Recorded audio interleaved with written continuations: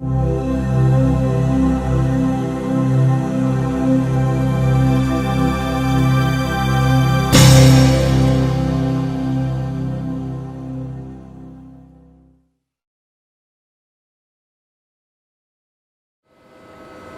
이제 마지막으로 마지막 장을 봅시다. 마지막 장의 주제는 죽음과 종교죠. 죽음. 인간은 죽지 않을 수 없고 누구도 피해갈 수 없는 바로 죽음이죠. 죽음 문제. 죽음인데 이제 이 죽음에는 이제 두 가지가 있죠. 지금 제 책에서 이 자살하고 자연사, 자살과 자연사. 예, 우리나라가 앞에서도 얘기했지만 세계 최고의 자살률, 청소년 자살률, 노인 자살률, 이거 할 것 없이 세계 최강으로 가고 있는 그런 상황인데, 자, 이 쇼펜하우어가 인간에게는 맹목적 삶의 의지가 있다 했어요. 맹목적 삶의 의지. 맹목적 삶의 의지가 있다 했어요. 지렁이도 밟으면 꿈틀거리죠. 그와 똑같이 인간도 이 맹목적 삶의 의지가 있으니까 위험이 닥치면 피하고 또 그것이 고통이 또 알려주죠. 이거 위험하다, 고통스럽다. 이 고통, 우리 신체에 고통을 주는 건 죽음으로부터 벗어나게 해주는 그런 수단 역할을 하죠. 불을 내면 뜨겁죠. 뜨거운 것은 불을 피해서 죽음을 피하라는 그런 신호고. 하여튼 이 맹목적 삶의 의지가 있기 때문에 인간은 살려고 한다 이 말이에요. 살려고 하는데, 근데 쇼펜하우어가 볼 때 이 삶이 문제야. 맹목적으로 살려고 하는데 삶이 이게 결코 쇼펜하우어가 보면 순탄하지가 않단 말이에요. 이 삶이라는 게 뭐냐? 그러니까 쇼펜하우어는 고통과 권태의 악순환이다. 인간 삶이라는 것은 고통과 권태의 악순환. 맹목적 삶의 의지가 있으니까 살려고 하다 보면 뭔가를 해야죠. 뭔가를 해야 되는데 어떤 뭔가를 하려고 하고 뭔가를 하려고 보면 그 뭔가를 이루기 위해서는 수많은 고통, 장애물 이런 것들을 넘어가지 않으면 안 돼. 그렇기 때문에 그 어떤 목적을 성취하기 위해서는 수많은 고통이 따라. 그런데 그 목적을 달성했을 때 그 순간의 행복은 있지만 결국 그 순간의 행복은 결국 좀 있다 바로 권태로 온다. 그러니까 쇼펜하우어 같은 경우는 이거 고통과 인생을 권태로 봤으니까 결혼을 했겠어요, 안 했겠어요?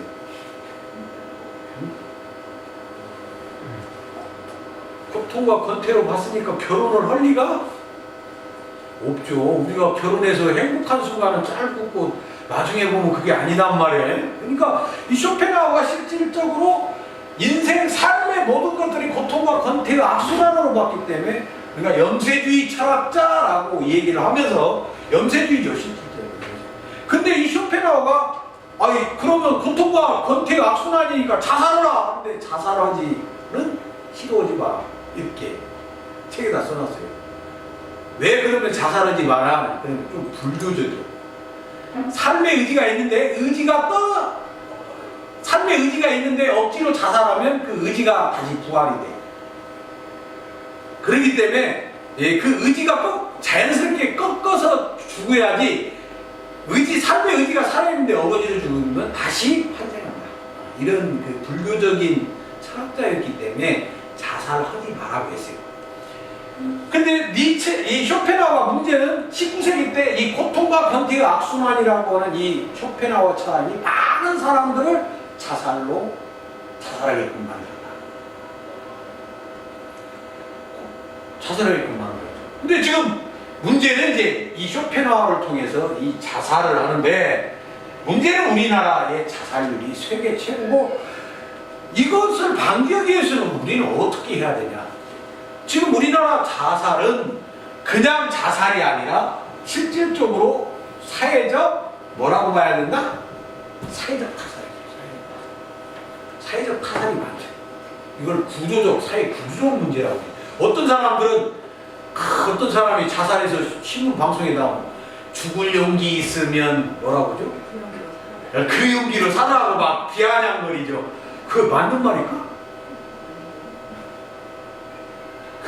이것을 모르는 거예요. 사회적 타산이라는 걸 모르고 있는 거예요. 지금 이 자본주의가 탐욕스러운 자본주의가 되면서 실질적으로 구조적으로 취약한 사람들, 사회적으로 사회 안전망이 없죠. 인간에게는 일단 행복하기 위해서는 인간적인 정도 필요하지만 기본적으로 경제적인 안정에 기본적인 경제적인 먹고는 살 수 있는 안정망은 확보가 돼야 되기 때문에 그 안정망이 안 돼서 자살하는 거, 이것은 사회적 타산이죠. 쉽게 말하면 우리가 평균 10일에 한 번씩 가족 동반 자살이 있어요. 발표만 안 돼. 신문에 안 나. 그 베르테르 효과라고 해갖고 누가 자살하면 계속 자살이 일어나니까 신문에 실지 않아서 그런지 통계학적으로 10일에 한 번씩 가족 동반 자살이 일어나요. 우리 사회에서. 근데 그 가족 동반 자살은 우리가 알고 보면 뭡니까? 사회적 타살이죠. 아, 죽을 용기 있으면 하라. 그건 개인적 차원에서 얼마든지 할 수 있는 얘기지. 근데 뒤에서도 내가 그런 말을 했죠. 홍수환 선수가 사전 오기로 유명하죠. 사전 오기 4번 다운하고 5번째 일어나고 거꾸로 역전 기록성을 때려요. 자, 인간에게는 이 절망 속에도 항상 희망이 숨어있고 불행 속에도 행복이 숨어있다. 우리가 그걸 머릿속에 항상 가지라고 했죠. 아무리 절망적인 상황이 오더라도 거기서 희망의 싹을 보고 절망 속에서도 뭔가 행복의 싹을 보면 살 수가 있는, 그 바인이 그럴 수가 있어요. 그렇기 때문에 우리가 그런 개인적으로 그럴 죽을 용기 있으면 얼마든지 할 수 있어. 그런 말을 할 수 있지만 그것도 어느 정도 사회적 안전망이 확보됐을 때 할 수 있는 소리예요. 사회적 안전망이 전혀 안 된 상태에서는 이것은 결국 사회적 타산일 수밖에 없고, 이 사회적 타산을 막는 방법은 바로 복지고, 복지를 통해서 사회 안전망을 확보해야 된다. 지금 우리나라의 가장 시급한 문제가 바로 사회 안전망 확보죠. 자, 복지가 잘 된 나라는 취업 걱정 별로 안 해. 노후 걱정 안 해. 우리같이 학비, 대학 완전 빚더미로 학교 다니는 이 잘못된 나라. 대학이 완전 자본주의 전당이 됐죠, 지금. 네, 미국식 자본주의 전당. 대학이 돈벌이를 위한 대학이 돼요. 이게 아주 잘못된, 교육은 공적인 개념이니까 이익을 창출하고 어떤 기업화가 되지 말아야 되는데, 우리나라는 어느 순간에 제가 대학 다닐 때 한 학기 수업료가 88,000원이었어요. 그래서 국립지방대를 많이 갔죠. 지금 얼마에 사립대? 400만원, 500만원? 몇 배입니까? 내가 지금도 기억해요. 대학 1학년 때 수업료가 88,000원이에요. 졸업할 때 22만원까지 올라갔지만. 자, 이게 교육받다가 빚쟁이로 전락해서 청소년 자살률 최대 취업 안 돼. 아니, 대학을 빚으로 다녔는데 취업이 돼야 되는데 취업이 안 되니까 결국은 빚쟁이로 전락해서 결국은 청소년 자살률 세계 1위. 청년 자살률 세계 1위. 뭐 이게 기본적으로 사회 안전망이에요. 그래서 결국 우리가 가장 중요한 것은 이 자살을 방지하는 건 사회 안전망 확보고 복지지. 그런데 한쪽에서는 복지병 걸린다, 복지병. 우리나라가 복지가 잘 돼서 복지병 걸려요? 그건 아주 약육강식을, 이 복지병 걸린다는 사람들은 아주 권력자고 탐욕스러운 자들이고, 약육강식을 자기들이 높은 자리에 있으니까 약육강식을 정당화시키는 니체주의자들이에요. 쏘나요? 복지병 걸린다는 사람들은 니체주의자들이다. 맞죠? 여기다 써놓을까? 복지병 얘기하는 사람은 니체주의자.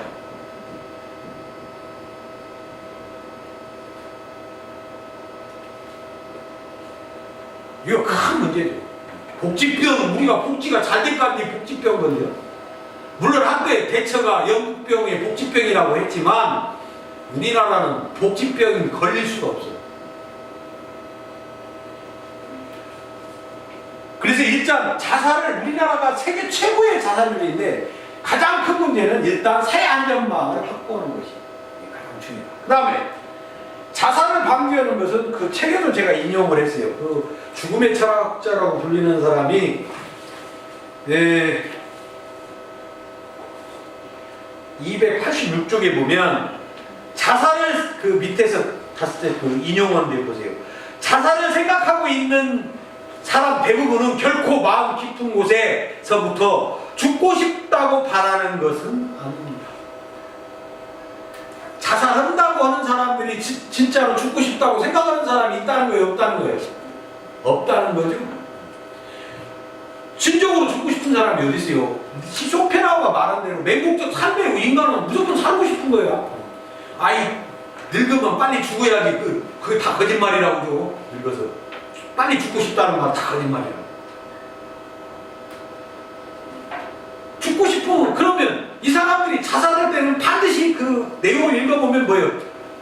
반드시 뭔가 주변 사람들한테 토로를 한다. 이게 토로. 자살하려고 하는 사람이 뭔가 토로를 하고 신호를 보내. 죽겠다. 죽고 싶다. 뭔가 아이고 너무 힘들다. 죽고 싶다. 이런 신호를 보낸다 이 말이야. 자기 심경을 가장 친근한 사람한테 전달을 한다 이거예요. 근데 지금 우리나라 사회는 어떻습니까? 자기 옆에 있는 사람한테 관심이 있어 없어? 우리나라는 무관심 무망국이에요. 무관심. 주변 사람이 죽어가도 쳐다봐. 아주 냉혹표죠. 니체가 말하는 대로 아주 냉혹하고 냉정하고. 지금 우리나라 사회는 거의 니체주의예요. 너무 착취하는 걸 좋아하고 빼앗는 걸 좋아하고 잡아먹으려고 착취하고. 그런 사람들이 권력을 지금 잡고 있으니까 더 악랄하고. 이 토로하고 신호를 보내는데 사람들이 이게 무관심이에요. 무관심하니까 이것이 바로 뭘로 이어진다? 자살로 이어진다. 자살을 방지하는 가장 간단한 건 거기 책에 써있죠. 방지하는 건 그 사람이 뭔가 토론하고 뭔가 좀 느낌이 안 좋다 할 때 일단 잘 들어줘야 돼. 그 사람이 말을 할 때 그냥 넘기는 게 아니라 정확히 잘 들어주고 격려만 해줘도 절대 자살 안 합니다. 근데 우리 주변에는 그런 하소연을 했을 때, 절망적인 상태에서 하소연을 했을 때 실제 절망적인 상태에 빠지면 우리나라 사람들은 어때요? 만나줘요? 피해버려요. 우리나라 사람은 거의 피해버리죠. 그냥 바로 피해버려요. 차 좀 어렵네 그러면 그냥 귀신같이 하고 전화만 안 받아버려요. 전화 가면 안 받아. 우리나라 사람은 아주 냉정하죠. 전화 가면 안 받는데 아주 냉정해요. 전화하고 안 받지. 말을 했어도 마이동풍 해버리지. 그래서 우리나라 사람들이 자살이 아주 높아요. 무관심. 그래서 실질적으로 우리 자살을 막는 것은 가장 중요한 것이 바로 사회적 안전망도 중요하지만 상대방의 말을 들어줄 줄 알고 마음이라도 격려해주고 내가 조금이라도 도움 줄 수 있을 때 조금만 도움이 되더라도 절대 자살을 안 합니다. 책은 다음에서 우리가 작은 것이라도 은덕을 베풀고 살라 말을 했는데, 그리고 친구 사이에는 친구라면 최소한의 의리가 있어야 된다. 근데 우리 요새 친구 사이에 의리 있는 친구 있어요? 우리는 지금 친구 문화가 거의 내가 몰라 내 주변을 보면 그 친구 문화가 이게 친구들이 거의 없어. 물론 진짜 친구 한 명만 있어도 성공했다고 말하지만 조금이라도 관심을 가지고 배려할 수 있는 사람이 거의 찾아와요. 친구가 어려지면 도망가지. 그래 내가 조금이라도 너한테 힘이 되겠다 이렇게 나서주는 사람이 거의 없다. 그러다 보니 우리나라가 정말로 자살공화국이 되는 이유가 아닌가 이렇게 생각합니다. 그래서 이 주변에 자살률이 우리나라가 최고 많은데 자기 주변의 사람들이 자살을 방지하려면 자그마한 관심, 들어줄 수 있는 아량, 도량, 그 다음에 조그마한 것이라도 베풀 수 있는 그런 의욕, 의 이런 것이 좀만 있어도 자살을 막을 수 있지만 우리가 너무나 무관심 장벽으로 이웃을, 친구의 죽음을 지켜보고 있다, 이렇게 생각합니다. 그래서 일단 자살을 방지하기 위해서 우리는 최소한 노력하고, 또 자살하려고 하는 사람들은 반드시 뭐 해야 된다? 불행 속에서 희망의 싹을 우리는 언제든지 봐야 되지.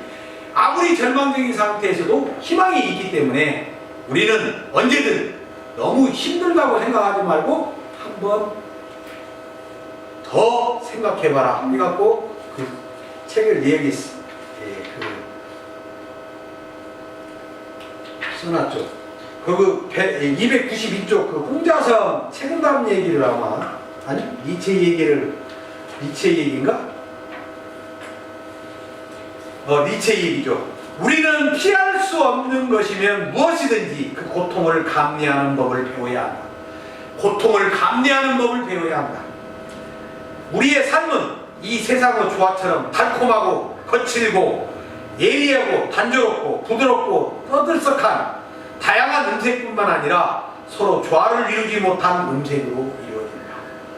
조화를 이루지 못한 음색으로 이루어져 있어. 그러니까 행복만 있고 쾌락만 있는 게 아니라 수많은 고통과 불행이 항상 인생에 있다. 우리는 그걸 감내하는 법을 배워야지 고통스럽다고 해서 자살한다, 이것은 인생을 잘못 본 것이다. 그래서 아무리 힘들고 어려워도 우리가 항상 희망의 싹을 볼 수 있도록 노력해야 된다 하는 그런 니체 말을 보내겠습니다. 니체 말이 참 좋죠. 니체 문장이 아주 뛰어난 문장입니다.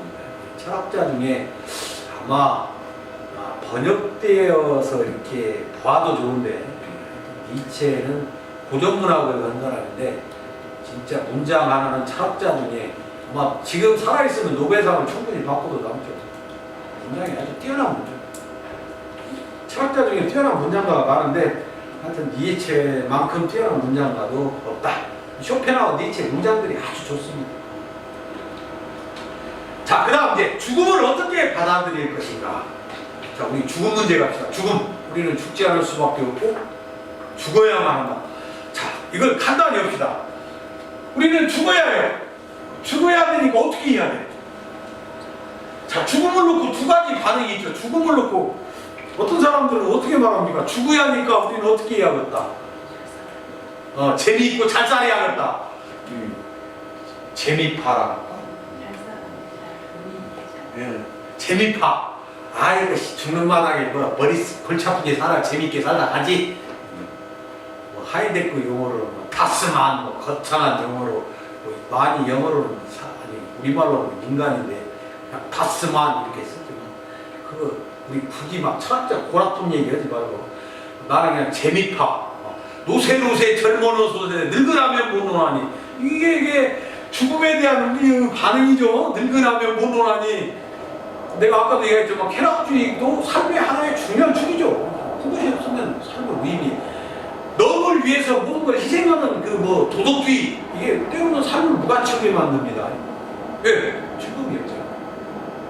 너를 위해서 희생하고 산 사람들이 이게 결코 이렇게 그 삶을 긍정적으로 살기가 어렵고 스트레스를 많이 받아요. 왜? 인간의 한 축에는 마음의 쾌락과 행복을 주거든요. 그걸 어느 정도 수용해서 재밌게 살아야 돼. 근데 일반인들은 대부분이 뭐냐? 야, 죽는 마당에 머리 아프게 살아, 재밌게 살다 가야지. 이게 재미파고. 재미파, 죽는 마당에 또 어떻게, 죽으니까 어떻게 해야 한다고 그래 또.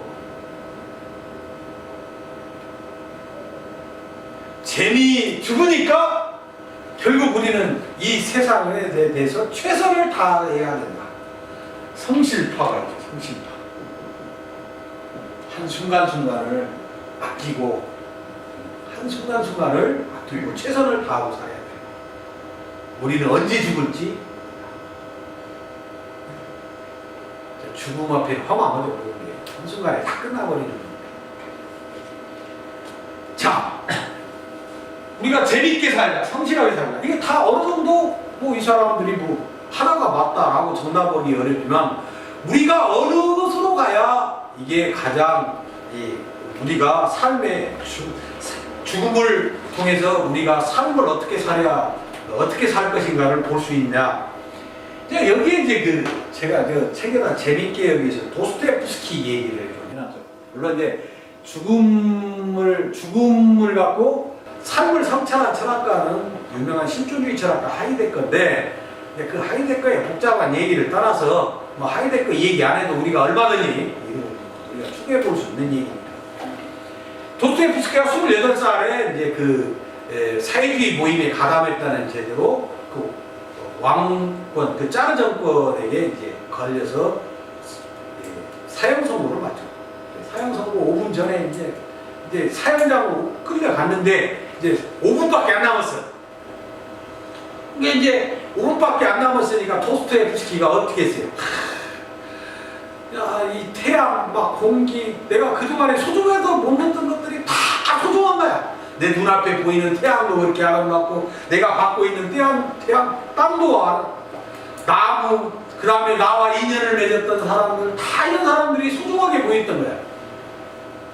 그래서 그런 사람들한테 인사하는 시간도 안 돼. 5분이라는 시간이. 한쪽에서는 죽어가고 있고. 그런데 다행히 5분 그러고 막 하는 찰나에 사형 선고가 중지가 돼요. 그 오그르게 죽은 사람들은 참 곤란하지. 도스토옙스키는 부사 일생으로 살아가는 거야. 그때 이제 도스토옙스키가 거기서 이제 가장 후회했던 것이 뭐냐. 내가 최선을 다하지 않고 그냥 시간을 어영부영 썼다는 거야. 도스토옙스키가 약간 도벽이 있어요. 도시죠, 도시. 도스토옙스키가 약간 도시요. 그래갖고 도벽이 좀 있어. 근데 이거 못 버려도 많이 도벽은 평생 못 버려. 이제 완전 노름으로는 안 하고 나중에는 이제 적게 했겠지만 하여튼 이 도벽이 있는 게 도스토옙스키. 근데 이 도벽이 있으니까 뭐 그 당시 이 글재주가 뛰어난 도스토옙스키지만 쉽게 말하면 도스토옙스키는 그 당시 큰 빚을 못 보죠. 마누라가 나중에 이제 빚을 보는데 이 도벽이 있고 이제 어영부영 산 것이 그렇게 후회가 됐던 거야. 아, 내가 그때 왜 이렇게 어영부영 젊음을 그렇게 헛세월을 살고 그랬나. 그게 너무 후회가 있어요. 그래서 이제 그 사형 선고가 끝나고 나서 생활을 확 바꾸죠. 아, 삶이라는 게 얼마나 소중한 것인가. 죽음이 있기 때문에 거꾸로 뒤집으면 바로 이 도스토옙스키를 통해 죽음이 있기 때문에 우리는 삶이 소중하다는 거예요. 우리는 현대인들은 죽음을 굉장히 두려워해. 왜? 의학이 발달하면 할수록 죽음은 더 공포스럽고 두려운 거예요. 멀리 있는 것 같이 느껴요. 멀리 있는. 그러나 옆에서 항상 죽어가죠. 그래서 이 도스토옙스키는 죽음을 통해서 이 세상을 헛되게 살아서는 절대 안 돼. 바로 이게 도스토옙스키가 죽음을 직시하면서 깨달은 것이 바로 이거다.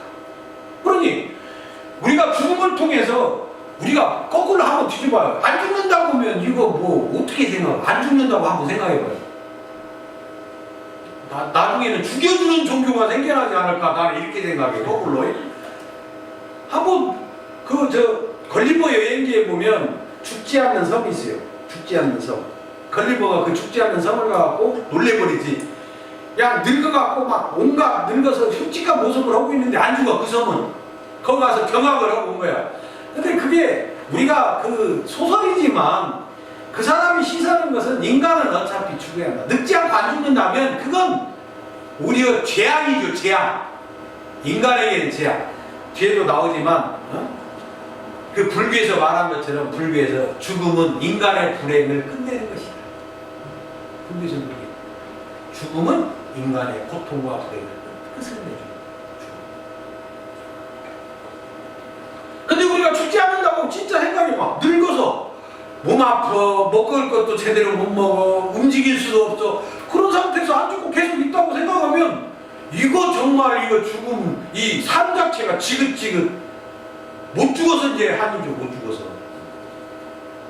근데 거꾸로 죽음이 있기 때문에 우리는 어쩌냐? 삶이 소중한 거예요. 그리고 이 삶 살아가는 동안 무언가를 일구고 싶고 무언가를 하고 싶고 무언가를 그런 죽음이 주는 의미를 우리는 되새겨야지. 죽음을 피하려고 하지 말고 죽음을 직시함으로써 아 내가 이 삶에서 무엇을가를 하고 가야겠다. 이런 강한 의욕을 가져야 됩니다. 오히려 죽음을 통해서 삶을 긍정하는 것. 이것이 우리가 죽음을 직시하는 거예요. 근데 이제 그게 내가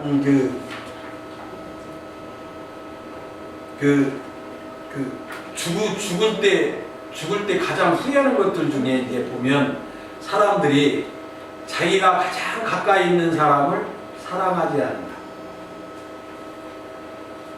그 다음에 자기가 하고 싶은 일을 하지 자기 가까이 있는 사람을 사랑하지 않는 거. 근데 우리 사람들은 어때요? 자기 부부끼리도 이 왼수지요? 좀 지나가 보면 이게 부부가 아니라 이게 왼수. 근데 실제로 제가 뭐 작년에 마누라를 잃었지만 잃어본 게 어때요? 마누라의 소중함이 새록새록 다가오죠. 있을 때는 몰라. 뭐 항상 있을 거로 생각하고 별로 신경을 못 써. 근데 결국은 잃어보니까 어때요? 소중함을 알아. 그래서 실존주의 철학자 야스퍼스가 진정한 사랑이란 사랑하는 사람이 영원하기를 바라는 것이다. 이런 말. 사랑하는 사람이 영원한 것. 그 마르셀이라는 철학자도 사랑하는 여자를 일치기로. 그러니까 그 여자 그 사랑하는 부인을 생각하면서 사랑이란 상대가 영원하기를 바라는 것이다. 이렇게 사랑을 정의하죠. 근데 우리는 어쩌? 왼수처럼 살아가? 근데 그걸 죽을 때 제일 후회한다. 그리고 앞만 보고 사는 거. 죽을 때 제일 후회하는 거 앞만 보고 사는 거. 옆에를 보고 좀 옆에 사람들 또 같이 좀 아웅다웅하고 살아야 되는데 그냥 나만 잘 살면 갖고 가지는 것도 아닌데 그런 사람들이 죽을 때 가장 후회한다고 하니까 우리는 어쩌냐? 이 죽음을 통해서 한 순간순간에 최선을 다하면서도 가까이 있는 사람 또 내가 하고 싶은 거 있으면 과감하게 할 수 있고 때로는 즐길 수 있을 때 때로는 즐길 수 있는 이런 삼박자가 이런 것들이 갖춰주는 삶을 살도록 노력을 해야 되겠다. 자, 그래서 우리가 이제 이 죽음을 통해서 우리는 삶을 봐야 되고 죽음은 때로는 공포와 이런 걸 대상으로 보지 말고 불교처럼 때로는 고통과 모든 불행을 종식시키는 것. 그리고 장자가 어땠어요? 자기 마누라 죽었을 때 술동에 엎어놓고 북치고 장구치니까 해시라는 그 명가 철학자인데 그 친구가 이 사람아 마누라가 죽은 게 어떻게 술동에 엎어놓고 두드리는가? 그러니까 어땠어요? 죽음이란 자연을 술리고 섭리고 결국 인간이 고향으로 돌아가는 거. 그러니 내가 슬퍼할 일이 뭐가 있냐? 인간적으로 보면 슬프지만 결코 슬퍼할 일이 아니다. 그래서 이 자연을 순리로 보고 겸허히 받아들이는 것이 죽음에서 초탈할 수 있는 유일한 길이다 라고 우리가 볼 수 있는 것이다. 자, 죽음. 그래서 이제 죽음은 몇 가지 하고 그 다음에 이제 마지막에 이제 종교가 남았죠. 종교.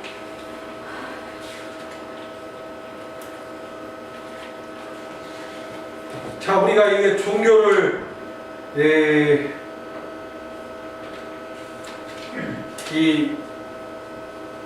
떨쳐버릴 수가 없는데 이제 이 종교가 우리나라에도 이제 종교 믿는 사람이 안 믿는 사람보다 더 많은지 어쩐지 제가 그건 잘 모르겠지만 상당히 종교인들이 많죠.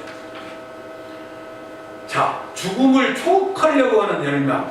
어떤 이제 그 러셀이나 이런 철학자들이 종교가 어떻게 생겼냐 하니까 바로 죽음에 대한 공포, 두려움 이것이 종교를 만들었다. 이렇게 해석하는 종교는 결국 죽음에 대한 공포와 두려움이 반영된 것이다. 이렇게 해서 이 종교의 시작은 바로 죽음에 대한 공포다 이렇게 얘기를 하고 있어요. 근데 이제 여기서 이제 지금 우리나라의 이 종교에 대해서 전반적으로 논란은 아니고 제 책에서는 그리스도교를 중심으로 조금 얘기를 했어요. 종교 문제를. 불교나 이런 것은 불교는 실제 굉장히 철학적인 세계관 자체가 철학을 깔고 있는 것이고, 기독교는 조금 그리스도교는 그렇게 보기는 어렵죠. 믿음이 우선으로 하는 종교이기 때문에. 그래서 이제 이 그리스도교를 좀 넣고 신은 존재하는가, 이 그리스도교 논쟁을 조금 하면서 우리가 종교를 어떻게, 종교에 대해서 우리는 어떻게 해야 되는가 하는 걸로 이 책이 마무리가 됩니다. 자, 이 종교에 대해서 찬반 이론이 굉장히 많죠. 신은 존재를 증명할 수 있다. 중세 철학자들은 신의 존재를 증명하려고 많이 노력했지만 증명될 수 있는 게 아니죠. 뭐 스콜라, 교부 철학자, 교부 철학이 있고 스콜라 철학이 있는데, 교부 철학은 뭐 쉽게 말하면 교리를 만든 사람, 교리를 체계화한 사람, 그게 성 아우구스티누스죠. 성 아우구스티누스인데, 우리가 말하는 원죄설, 뭐 이런 것들 자체가 이제 이 교부들이 이 성경을 갖다가 이론화시킨 것이 바로 교부들이고, 스콜라 철학은 이제 그런 이론들을 좀 더 철학적으로, 이성적으로, 논리적으로 증명하려고 했던 거예요. 그래야 사람들이 믿지. 그냥 매국적으로 믿으라고 믿기 어려우니까 그걸 좀 더 이성적으로 증명하려고 했는데, 그것이 이제 주로 무엇과 관련돼요? 신은 존재 증명과 많이 관련돼요. 신이 있냐? 뭐 안셀무스가 신은 완전하다, 그런 거로 존재한다. 완전하니까 있어야 된다. 완전하다고 있다고 하기는 어렵죠. 완전한 인간이 있습니까? 없잖아요. 완전하고 존재하고는 별개죠. 그러니까 안셀무스가 신은 완전하니까 존재한다, 이렇게 존재 증명을 하려고 했지만 안 맞아. 그 다음에 이제 스콜라 철학의 대부가 토마스 아퀴나스인데, 토마스 아퀴나스는 아리스토텔레스 철학을 신의 존재 증명을 어느 정도 받아들여서 그 이론적으로 체계화하려고 했는데, 인과증명, 예를 들면 인과증명이 있어요. 인과증명. 인과라는 것은 모든 사실에는 원인이 있다. 그러면 이 세상이 존재하게 된 결과니까 이 세상을 존재하게 한 원인이 있을 것이다. 그게 바로 뭐냐? 신이다. 그러면 이 논증도 이게 자, 인간이 시계를 만든 것처럼 신이 이 우주를 만들었다. 이해가 되죠, 어느 정도. 그럴듯한데, 문제는 모든 것에는 원인이 있다고 그랬으면 신도 원인을 또 가져야 할 거 아니에요. 신도 원인을 가져야죠. 그러면 신을 갖기 위한 슈퍼신이 있어야겠지. 그러면 슈퍼신도 또 원인이 있어야죠. 그러면 초슈퍼신이 또 있어야겠지. 그런 식으로 간다면 논증이 될 수가, 신조차도 결국 홀로 존재할 수가. 그래서 이 철학자들이 철학적으로 이 신을 존재 증명을 하려고 많은 철학자들이 이 얘기를 했지만 결국은 증명할 수가 없다. 그러니까 이제 테르툴리아누스 같은 철학자는 아이고 머리 아파, 그냥 불합리하, 앞뒤가 안 맞아도 일단 믿자, 불합리하니까 믿는다. 즉 불합리하니까 이론적으로 따져서 이게 증명될 수도 없는 건데 그냥 복잡하게 생각할 것이 아니라 일단 믿자, 믿음. 어떤 불교처럼 세계관에서 출발하는 것보다는 일단 신에 대한 믿음에서 출발하는 것이 바로 그리스도입니다. 이렇게 생각합니다. 일단 이걸 안 믿으면, 신을 안 믿으면 이건 뭐 답이 없죠. 모든 창세기 자체에서부터 다 신 얘기니까. 그래서 이 신의 존재 증명을 얘기하지만 신은 이성적으로 증명할 방법은 없다. 이제 여기에서 이제 결국은 이 두 가지 태도가 나오죠. 이제 유물론자들은 이제 책을 한번 봅시다.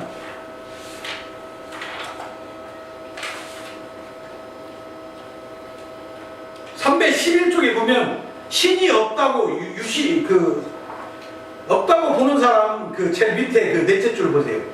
신의 의식은 인간의 자기 의식이다. 이게 누구 말이에요? 신의 의식은 누구 의식이라고? 인간의 자기의식. 호에르바는 유물론자죠. 신이라는 건 결국 인간의 의식의 반영이지 신이 독자적으로 존재하는 게 아니다. 인간들이 그 앞에 러셀이 뭐라고 했어요? 종교의 1차적이고 가장 중요한 기반은 두려움이다.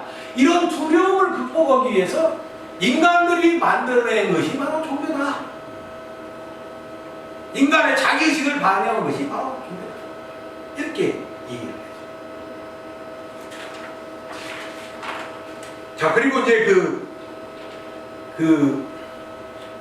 거기 어떤 러셀의 나는 왜 크리스천이 아닌가 아주 러셀 그 책 보면 기독교에 대해서 아주 신랄하게 비판하는 거예요. 말 그대로 이 가장 서양 철학자 중에 교리 가장 철학적으로 가장 신랄하게 비판하는 철학자가 바로 러셀 얘기들을 좀 많이 인용을 해놓고 있어요. 자, 그건 그렇다고 거기에 또 누구 얘기를 하냐면 세 명의 사기꾼이라는 책을 인용합니다. 세 명의 사기꾼. 예수 이전에 뭐지? 그 십계명, 모세, 예수, 마호메토 요 세 사람을 사기꾼으로 봐. 사기꾼. 세 명을 사기꾼으로 보는데 저자가 불투명해요. 그냥 그 저자는 스피노자 정신이라고 있는데 그거 크리스천들이 들으면 아주 그냥 그 완전히 저 불 태워버릴 책이죠. 세 명의 사기꾼의 모세오고 그 사람이 이제 처음 비판하는 내용이 기적부터 이거는 기적.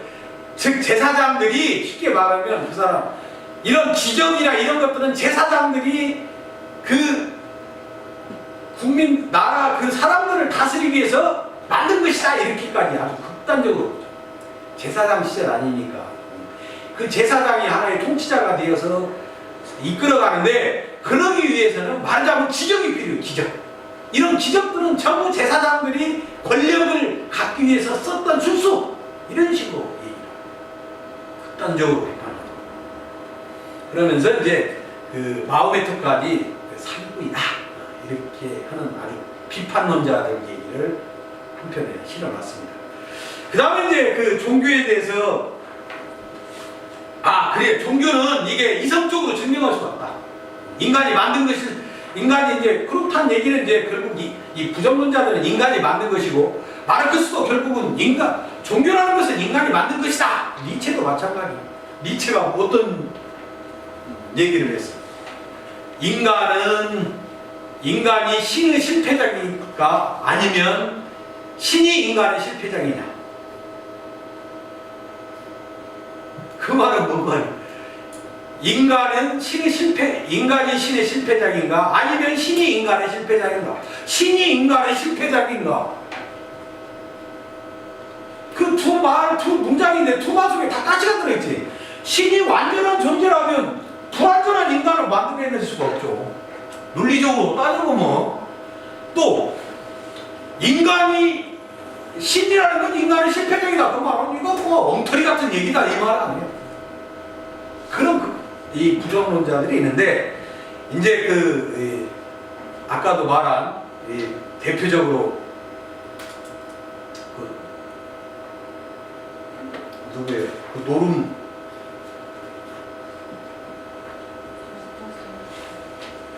파스칼 황새. 그 다음에 황새 같은 경우는 우리가 논리적으로는 증명할 수 없지만 항상 있다 없다를 증명할 수 없지만 있다라고 믿는 것이 우리의 행복에 도움이 된다. 그래서 믿자 이렇게 하는 그런 사람들도 있다. 근데 이제 우리가 이제 제가 이제 이 책을 마무리하면서 가장 지금 이제 종교에 대한 단상이 마지막에 나오는데, 자, 이거 종교 문제는 특히 그리스도 문제는 믿음 문제죠. 믿음 문제지 이게 논리적으로 철학적으로 증명하기는 어려워요. 칸트가 오직하면 신은 존재 증명할 수 없지만 신에 대한 존재는 우리에게 필요하다. 근데 그때 신은 사람의 신이 아니에요. 칸트 신은 의로운 신이에요. 왜? 항상 세상을 보면 탐욕스러운 자들이 더 잘 살고 착하고 선한 사람들이 스트레스를 더 많이 받고 소외당하고 더 빨리 죽고 한다. 그러니 하나님이 있어서 저 세상에서 최후의 심판을 때려야 된다. 그래야 이 세상이 바로 잡힌다. 그래서 칸트가 신은 존재 증명할 수 없지만 반드시 신은 있어야 된다. 그게 유명한 칸트의 요청으로서의 신의 개념이죠. 그때 신은 왜 하나님? 사랑의 하나님. 이 칸트가 형벌론에서 강한 형벌론자가 돼요. 그래서 이제 이 신은 있어야 된다 이렇게 도스토옙스키도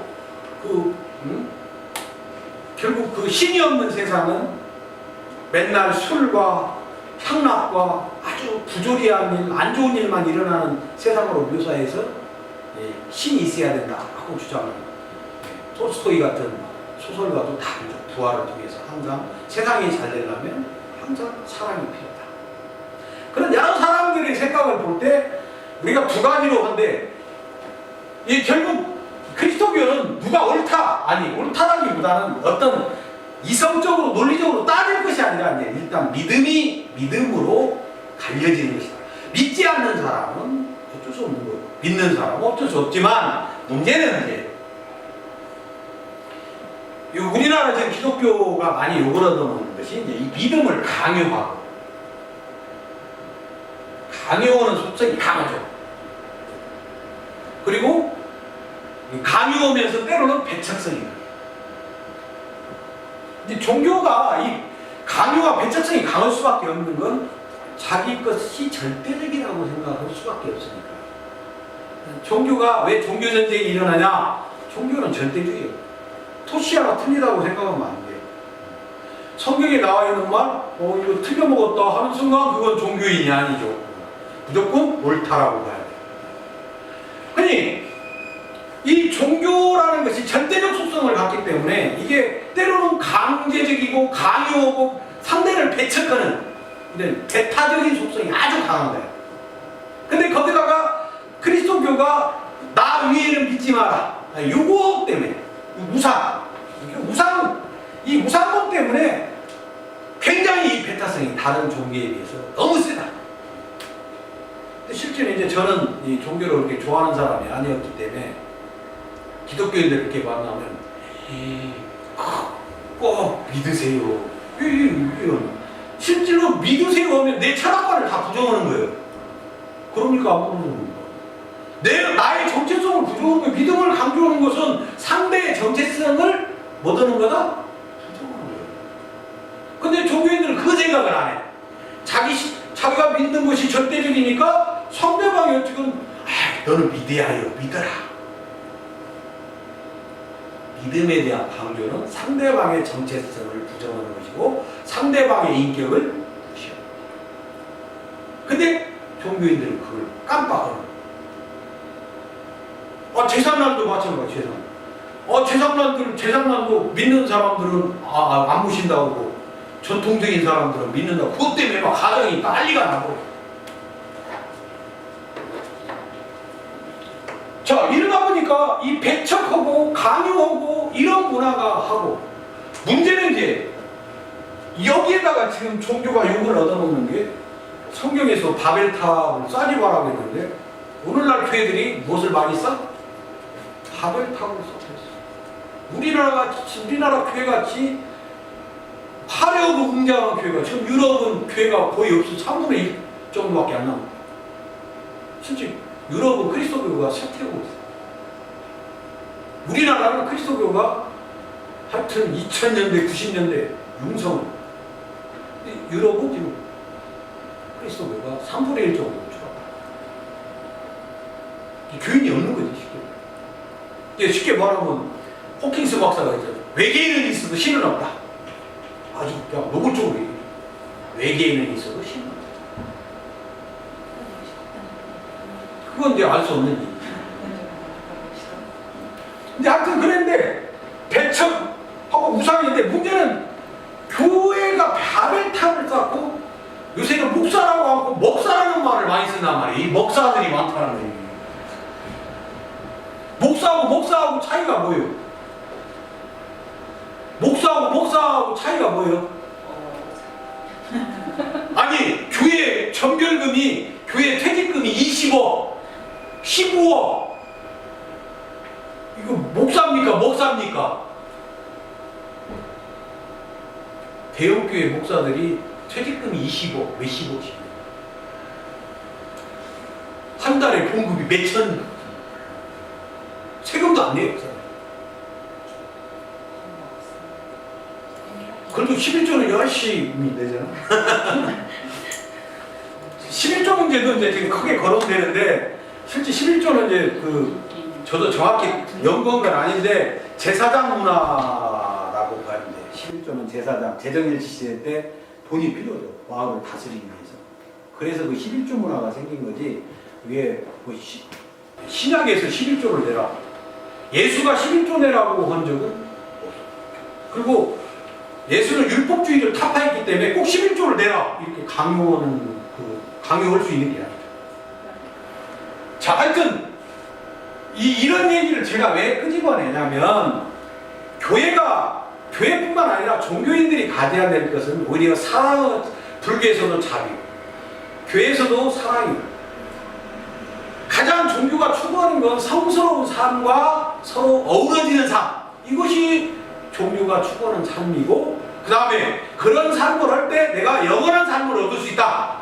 이런 건데, 그런 영원한 삶을 믿기로 해갖고 착취하고 때로는 탐욕스럽게 교회가 변질되고 있다는 사실. 이런 것들이 문제가 된다. 그리고 교회뿐만 아니라 종교인들이 제일 하지 말을 건 강요하고 배척하지 말아야 돼요. 안 믿는 사람도 그 사람의 정체성을 인정해주고 그 사람한테 강요를 절대 해서는 안 됩니다. 스스로 믿을 수 있게끔 도와주는 것은 관계가 없지만, 강요를 해서 상대방 기분 상하게 하고, 아이, 믿어?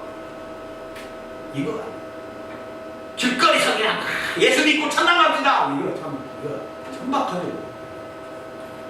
자, 그런 교회보다는 오히려 성스러운 삶, 종교적인 삶을 통해서 타의 모범이 되고 사회를 더 윤활유 역할을 해주고, 이런 종교가 돼야 진정으로 올바른 종교가 아닌가, 이런 생각을 거기다 적어놨습니다.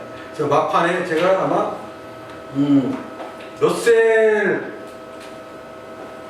러셀이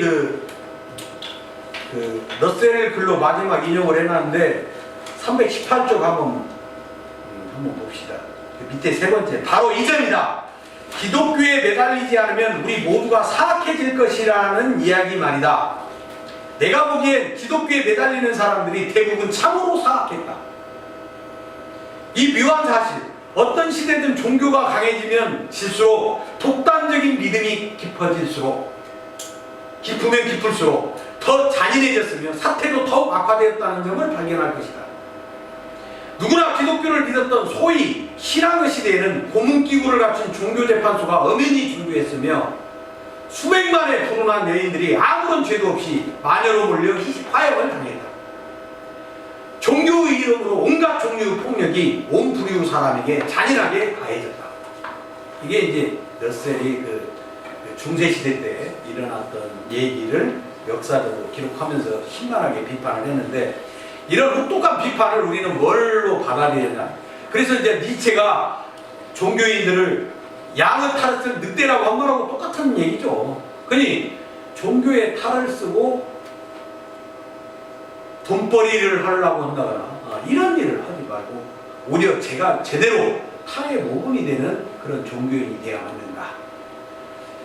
자, 그래서 이제 우리가 종교적인 삶도 성스러운 삶, 종교가 추구하는 성스러운 삶, 이것이 없는 삶은 참다운 종교의 삶이 아니라 단순히 니체가 말한 양의 탈을 쓴 늑대들입니다.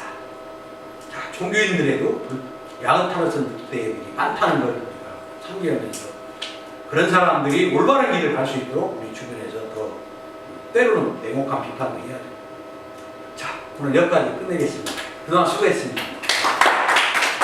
고맙습니다.